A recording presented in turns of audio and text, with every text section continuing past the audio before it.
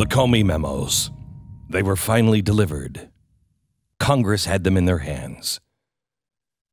So, of course, those hands passed them immediately to the press. In record time, literally within minutes, Nancy Pelosi quickly tweeted last night regarding the contents of the memos, quote, "The release of the hashtag Comey Memos are further proof of, at real Donald Trump's contempt for the rule of law.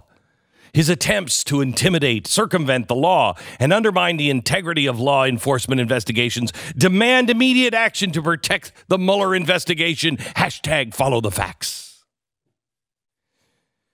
Now, maybe Pelosi got her hands on a group of different memos because we've all read the 15-page leak, and I don't find what she's describing. In fact, it appears to me to be kind of the opposite.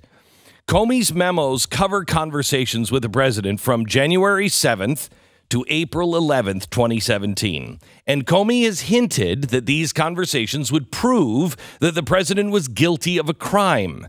In fact, they wouldn't release these to the Congress because, well, it would hurt the investigation. Where? How? Because I don't see collusion and I don't see obstruction. In almost every single memo, there are three topics that routinely pop up. The first one, the Russian hookers and the infamous, golden showers rumor. The president seemed really worried about that, and not because he thought it was true, but because how embarrassing it looked. Also, I think Melania was probably a little upset. Even if she knew it was untrue. To have this said about your husband and have half of the country believe this stuff had to have been upsetting. The second thing, Comey notes that the president was really worried about the leaks. He should be, both in the FBI and in the West Wing. Now, to me, if you didn't laugh out loud when you read this line from Comey, you have absolutely no sense of irony. Quote, "I told the president that I was reliable in one way, but not in the way political people sometimes use the term. I explained that he could count on me to always tell the truth. I said, I don't do sneaky things. I don't leak. I don't do weasel moves." No, not at all. I just leak this stuff and then write a book about it. Was Comey setting up the ultimate scenario for literary students in universities all over the world to understand the term poetic justice? Because within a few months of telling the president he's reliable, he doesn't leak, he's not a weasel, he's both leaking these conversations to the press and writing a tell-all book. And lastly, the third and most common topic Comey mentions in the memos were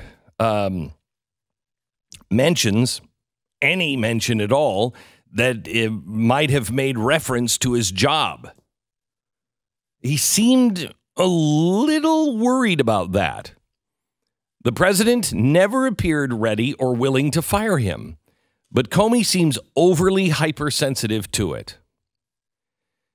So, what do we learn from this? I don't think anything. I really don't. I would say that Comey's memos were just as disappointing and uneventful as one of his press conferences. But that wouldn't be entirely true because out of the 7 total memos, 4 of them have been redacted and classified. 3 of them are not. Remember these numbers. 4 have been redacted. 3 have not. What does that mean?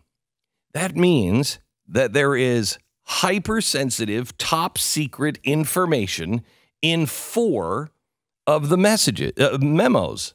3 don't have that classification. Well, Comey allegedly leaked 4 of these memos to his friend in order to be given to the press. That means, at the very minimum, 1 of those memos was classified. Wait a minute. But he's so careful. He wouldn't have done anything like that. You're right. You're right.